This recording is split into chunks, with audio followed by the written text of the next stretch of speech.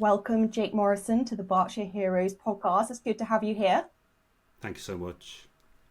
And for people who don't know you, you were chief exec of Systems Advice Wokingham for just over 4 years, leaving in 2023. You're also a professional mental health first aid trainer. You've trained over 1,000 people, including myself. Mm-hmm. And you've worked all over the UK, if it's Liverpool, London, Southampton, Stockport, and of course, Berkshire. And you spent a lot of your career helping people who are struggling, be it financially, mental health issues, or just trying to get a roof over their head. So, what drives you to this? What draws you? Well, thank you. Yeah, definitely great to join you, Laura. And that's the thing is, so we did MHFA, so you did that, but obviously we worked closely on the anti-poverty strategy as well in your role in that, which is a real important part, I think, hopefully, of what we're going to talk about today, as well as part of some of the work we did. I think in terms of the driver, it's interesting because I think growing up, I always had this sort of sense of injustice around stuff. Mostly a single parent household. I'd wake up in the morning, there would be no electricity, no lecky, as we'd say, so we call it lecky, but so there'd be no lecky left, and we had a top-up meter. I'd then go out, because it was an outside sort of box, so I'd go out and open the box before even anyone was awake, and if it wouldn't take any emergency credit, if there was none left, then have to go to the shop somewhere and find if your mum's got like a fiver or something, go and put that on. And just this sense of then, it was never, a lot of people say this, don't they, when they're growing up with adversity, is it was never then oh my god, this is all terrible and it's horrible and I hate it, but it was just this sense of then, why is it like this, why can't things be better? Then I became a politician, so I was elected then at 18 in Liverpool, and I think for me the politics just wasn't the right field for me to be me, really. I'm a bit of a, I was going to say I'm a bit of a maverick, and you'd expect politics to be okay with that, but it didn't seem to work out. So the charity sector then felt like the right place to really have a direct impact on people's lives without the need to really debate the fundamentals and win over the other person. And I'm not trying to be political about it. It's just that sense then of, for me, it was the reality of on the ground being able to make a difference to someone's life. And again, in terms of that motivation, it was just want life to be a little bit easier for people in whatever way I can then do that. I think the ADHD side of me probably helps, though, and that's why when you first asked the question, I was a bit like, oh, my answer has always been my upbringing fueled a sense that so many things could have made that easier for everyone, for us and other people in that situation. But I also think the ADHD bit is just the drive and energy to do things and make things happen, really probably helps as well. I mean, I'm so interested in what you said about just getting things done and being on the ground helping people because when we work together as a council in Woking Borough Council, you're obviously CEO of Systems Advice Wokingham, and we worked together to create the first ever anti-poverty strategy for Woking Borough, which was incredible. But I really did get a sense that, because we worked with various other charities as well, that you guys are actually making the difference. And politicians can totally, Oh, but definitely. you are that step away. You really are. And I'd be really interested to know from your experience, was there anything specific to Wokingham, the local area, that you found perhaps quite surprising that people were struggling with compared to other places in the UK you've worked? Because that's what's interesting, isn't it? That, for me then, I grew up in Liverpool, I lived there till I was 21, and I'd moved to bits and bobs, as you mentioned. But I was working for Systems Advice up in Greater Manchester, and I was on the leadership team, and a CEO job came up, and it was Wokingham. And I went for the interview, and it's one of those, isn't it? And plenty of people have it. So just go for the interview and see how it goes. And I got the job, and I didn't know much about Wokingham Borough at all, really. So when I moved, I spent quite a bit of that initial time just doing a sense. You've obviously got to get to know your team and the staff and volunteers and the organisation, but it really was a get to know Wokingham Borough. And the first thing that hit me compared to Liverpool and everywhere, even everywhere, actually, I can't think of another place that then does have this comparison for where I've worked, was the parish and town nature. So the real identity of the parish and towns, and this sense that, certainly, and you'll know this far more than me, Laura, but Woodley and Airlie not really necessarily seeing themselves as Wokingham Borough, and accessing the services, though, they did need to access our sitting device and not another one, because that was the way we were all funded. So that straight away, in terms of identity, and everyone who again works in business and stuff knows about brand, and the challenge with brand straight away was Wokingham Borough as a brand didn't necessarily connect with the people we needed to actually come to us. And then the other thing was about just trying to then understand people's engagement with us anyway. So I remember doing a survey, and the survey was in two. It was, have you used the sitting device within the last 12 months, and what was your experience? And have you had an issue where you didn't speak to sitting device? So that was also into it. Was you tried but couldn't get to us, or you just didn't end up coming to us?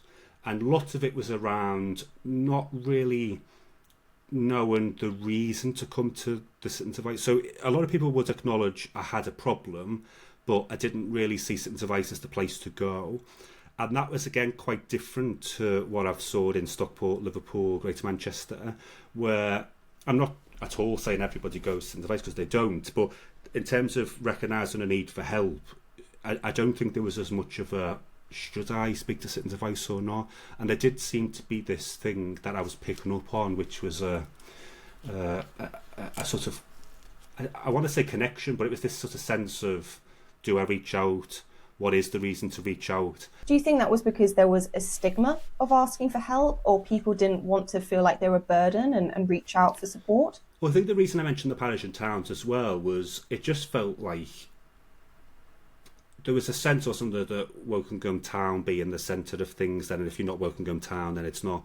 So I keep saying but obviously I know there's people listening who then might not know, but we then did the gazebo, where we went to each of the town and parishes. We did the mobile advice unit later on, which was much better then, of being able to pull up and give advice. So part of me wondered whether it was a sense of Wokingham town, again, in the geography is in the sort of bottom right, isn't it, of the geography of Wokingham Borough, and that was pulling people into an area that they might not typically be in or go to. And there is a sense often with accessing services that unless you are directly then trying to reach out, some of it is by chance, right? So some of it is, actually, I did just get that letter through the post, and there's sitting device at the Asda, parked up in the bus. And it's an opportunity then to raise that. And then definitely what we looked at through the anti-poverty strategy was a sense of, being around people who then might not be in anywhere near the position or situation you're in, or then if they are they also secretive about it? And when I keep making the comparisons, I don't want it to be that, up north, everyone says it or whatever, because, again, not everyone in Liverpool, not everyone up north is in poverty. It's just obviously a higher rate. But I think that higher rate probably does take away some of the stigma associated with it. And then the challenge at Wokingham Borough was, because we certainly have plenty of people to help, but for example, one of the things I talk about when I go to the other sitting device across the country is we never had a queue outside the door. There was not a day that I was there as CEO where there was someone waiting for us before we opened the door. Phone wise, we'd have people phoning us before we're open, but if you go to one of the bigger areas, if you go to Birmingham or the London boroughs, Liverpool, Manchester, Stockport, where I was previously, we'd have people queuing before the staff and volunteers had even arrived, waiting to come in and see us. And that was never a situation we had in Wokingham. But again, then when we did all the one front door stuff, we did the household support fund, which again, our involvement as the charity sector was brought in by you and John previously. So explain to people what One Front Door was. So One Front Door was around... It was set up very quickly. It was set up within 2 or 3 days as part of the discussions around what was the council and what was the partners of the council, the charity sector, etc., going to do to respond to the growing COVID pandemic. And this was the week before the first lockdown happened. And I'm not then saying, because it in no way that was this all my idea or whatever, but what I was explaining to you just earlier on then was my thing about access and support was I don't want people having to query themselves whether they should be contacting us. If they've got a problem, contact us and we'll figure out whether it's for us or for someone else. And that was essentially the principle of One Front Door, was whatever it is, speak to someone, and it'll be them who do this every day who can go, yeah, that's for us, or if it's not for us, a very, very warm handover to the appropriate person that it is. And what massively worked through this then was sometimes those services didn't exist, they weren't in place, or they'd shut down because we were in lockdown, etc. And those, we were having, I think at the start, 3 weekly calls with the charity sector, the council, parish and towns joined the call, all trying to then make sense of what we were seeing on one front door, what calls we were getting, what issues people had, and then being able to set things up from that data. So we were accessing So the just data make in it very real easy time. for people just to get the help that they need, which is appropriate for them. Yeah. Yes, there are loads of people out there who just don't know where to go for Yeah, support. yeah. And I wanted to get your take on housing, because housing in Berkshire is so expensive and there's a lack of housing.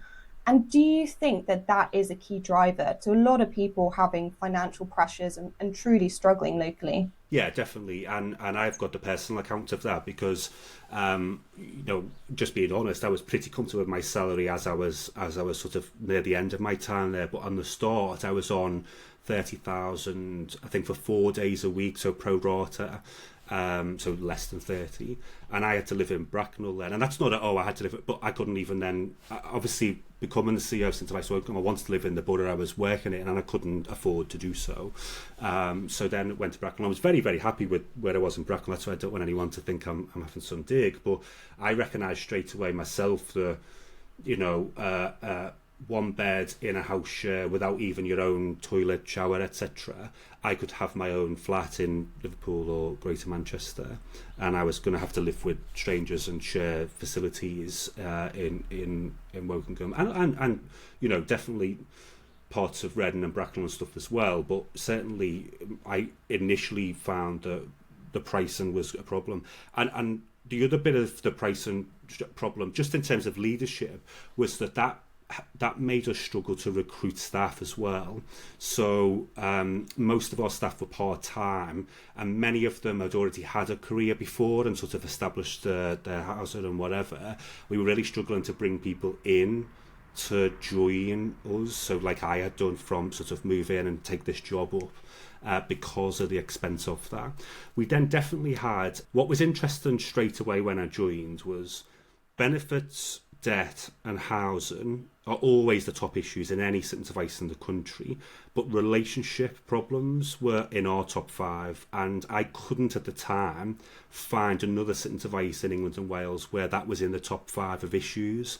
So I'm also just wondering whether there's a sense there of the increased need for sentence of ice help around the relationship breakdown was the knock-on impact on affordability of housing, hence benefits and debt as well. So housing certainly was on the agenda for me personally, but then in terms of the data of what we were already seeing very early on. That's so interesting that because of housing pressures, that meant that we're pretty much an outlier of having more relationship problems because of that, because of the pressures on couples and families. I want to get a bit more positive, Jake, because we do like that as well. What do you think we're doing well locally on supporting people who are struggling, and what can we do better on? The partnership working was just amazing. And it's funny because, and look, I said, look, you were a councillor who I was lobbying for things, right? So I was asking for things, pushing for things. But what I'm sort of chuckling to myself internally about is I was never like able to just rest on, right, we're not where we're at and we're okay with that. So I would always be pushing you, the council, the officers, to let's enhance this. And I can appreciate from them that probably can feel sometimes like we're not doing enough for the charity sector, etc. But it was one of those where, because it was such an effective relationship, you wanted to do more and more and more. So what I'm trying to get across there was, I hadn't worked in an area where the partnership working was so strong between the voluntary sector and the council, but prior to COVID, that was a struggle. That was a massive push at the door, trying to, there was certain departments within the council, like Housing, who were very open to working with us specifically. But I just can't explain enough that sort of one front door COVID response, a united issue that we all got around, massively just enhanced the partnership working hugely. And I would argue for everybody's benefit, you see. So there wasn't this sense that, I'm just banging the door because we want some money. I'm banging the door going, I've got all of this real live data today of what your residents are phoning us about. I know today what people are struggling with. It wasn't I'm going to write to you, Laura, in 12 months and tell you what we did last year. I could tell you today, if you wanted, what your area was dealing with. And I was always hungry for us to make the most of that. And as that partnership developed, we were creating dashboards where your officers were overlaying their data with our data. We could do heat maps on certain areas of the borough that were having particular issues. We could get the bus out to go and spend more time there. We were just much more able to respond to stuff. And then things like the household support fund that we mentioned earlier, the government grant that was being administered locally, again which we were is just still able going. to maximise, which is great because it's a really important support fund. But the real strength then was, it wasn't about going, just give that to the charity sector. It was, again, we were in discussions about, well, who should run it? Should it be the council that run it? Should it be the voluntary sector that run it? What are the benefits and disadvantages of either of those options? It never felt like we were just sort of gone, go away and do this. It was always that engagement. Same with the anti-poverty strategy. We were spending time, and I remember, we would then, with the closer partners we had in the development of that, would sit in coffee shops for hours just debating, like, what about if we did try this? What if we did do that? And just being open enough to talk it through and figure out what that would mean. It's the sharing of ideas and pooling of data which can really make a difference to people, because if we just all pool our resources, we can just be more targeted and help them. Someone can be very good at policy and very good at the let's get this sort of figured out, or they're very good at just sort of getting on with things, but actually you wonder where you're going because it doesn't feel like you've got a vision and whatever. And I've always been half and half, because the ADHD in me needs to be doing stuff now. I don't want to be waiting for 5 years to see if it works out. But I also want to know that what we're working towards makes sense and that we're going to try and achieve something.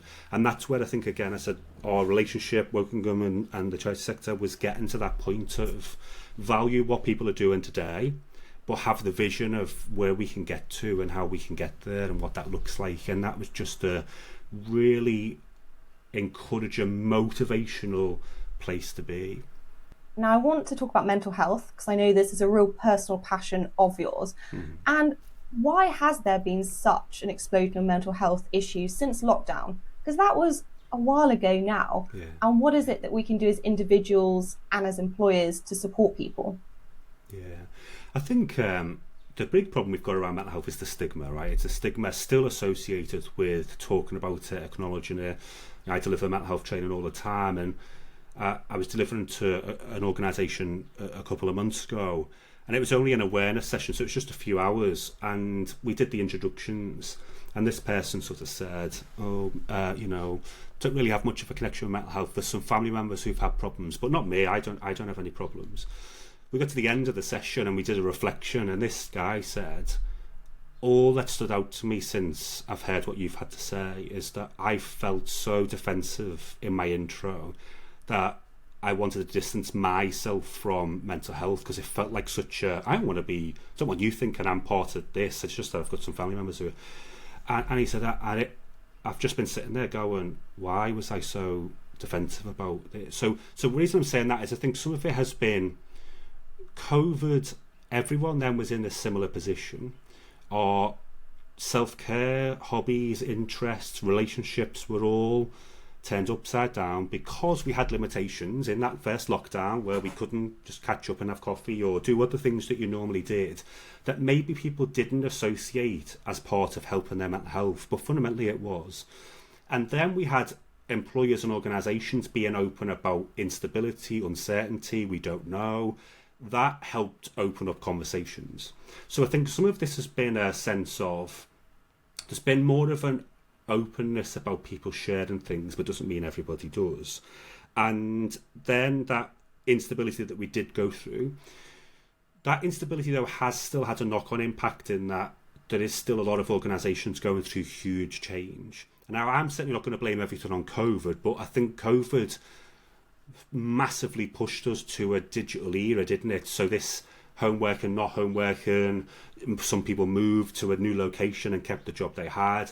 And some of that's still being actually figured out. Some organisations are still in this debate of, well, actually, how are we operating? So a lot of that instability still has an impact on people. And certainly, I keep talking about openness, but people sharing their stories through things like social media or whatever is helping a lot of people go, actually, that's been my experience, but I've never heard it said like this, or I've never recognised that was my problem, or whatever. We've recognised for decades that 1 in 4 of us every year are likely to have a diagnosable mental health issue. But I've worked for mine before, where we've done stalls out on the street trying to talk about mental health and not get many people talk to us, but then do a stall on stress and have plenty of people stand talking to us about how busy life is and what things are going on. But stress unmanaged, unsupported, can lead to a mental health problem. So I just think there's a huge thing there around recognising, and then the massive challenge obviously is in accessing that support and trying to get answers around what's going on. So in terms of what you, and I say you as in not just as an organisation or a business, but just as a friend, as a human being, is just have an interest in other people, in how things are going, and I'm talking here as difficult as something like suicide. If someone doesn't see in themselves, just asking how they are, or how the weather is, or where the nearest Starbucks is, can start a conversation and show interest in another human being, make a connection with another human being. So just that connection doesn't always have to be the right words to say or the big sort of fancy technique to use, but show an interest in another human being. And if someone doesn't seem okay, feel free to just start that conversation. You don't have to have the answers to someone. I've struggled with my mental health I'm 32. I don't remember a day, an age where I didn't struggle. I've never expected somebody to have the golden answer. But if someone just is happy to share that space with you, it can be such a relief to feel like you're not on your own, dealing with the world, dealing with the problems, your brain. We magnify things ourselves, don't we, about what's most important and whatever. And just having someone share that with us can be so helpful. And Jake, what are you up to now? And how can people find you online if they want to follow you? So I'm only really on LinkedIn anymore. It's interesting because when I was a counsellor, as an elected member, and you'll know this story only because you need people to know what you're doing, right? So you're on Twitter, Facebook, Instagram, and you're telling people, right, I've had this surgery or I've been to that. And I've just had this sense now of no one cares if I'm in Costa Coffee anymore. So I don't use Facebook or Twitter as much anymore. But LinkedIn I use a lot. So just search Jake Morrison on LinkedIn. But I spend my time now still massively working with the charity sector, doing workshops like suicide prevention to really help people on the front line be confident to have these conversations, mental health first aid training, of course, and now workplace mediation, conflict support. So again, people who are struggling at work, who've maybe had a sort of fallout with their manager and stuff. I want people to be able to work that through and not suffer because of that, not just have to lose jobs because of this stuff. So really, really trying to help people mental health wise get the support they need, and then just in terms of like things like going to work, help people make the most of that. So workplace mediation, conflict support, mental health training, bits and bobs of everything really. On LinkedIn, you do post really insightful, interesting pieces on mental health. Oh, So I thank would you, thank you. recommend people follow you on that if that is their area of interest. And then got a final question for you. If you were Prime Minister, what law or policy would you introduce or change and why? See, it's interesting because even as a councillor, no one ever said, Jake, if you're a Prime Minister, what do you want to do? What would you want to do? And the hard thing now is, you've asked me about mental health, sitting advice, which one do I pick? And so I think I'd have to sort of probably... the key thing for me is it can be hard for people to navigate where to go. And I just want anybody who's stuck to have a service that can help them do so. So I think I'd have to settle with the answer that something like Sitting's advice would have the level of service infrastructure that it would need to do to meet the needs of each area it's got. And the reason I say that is, done well, that can support our mental health and well-being, that can help, connect us with other services that we need. But we need people who are not going to sort of question whether you should get help or not, because often services are, I'll help you or we can't help you, and that's it. And I just found there was a real power in, but if you're stuck, don't worry about whether we do it or we don't do it. We'll help you figure it out. So it's probably not the most inspirational answer you've had to that question about zero poverty in the country or whatever, which I massively believe in, as you know. But as you know, that's not one policy, so that's going to be a huge amount. So I'll stick with this level of support people could get. Wise words. Jake, thank you so much for coming on Berkshire Heroes. It's been great to chat to you. Thank you so much, Laura.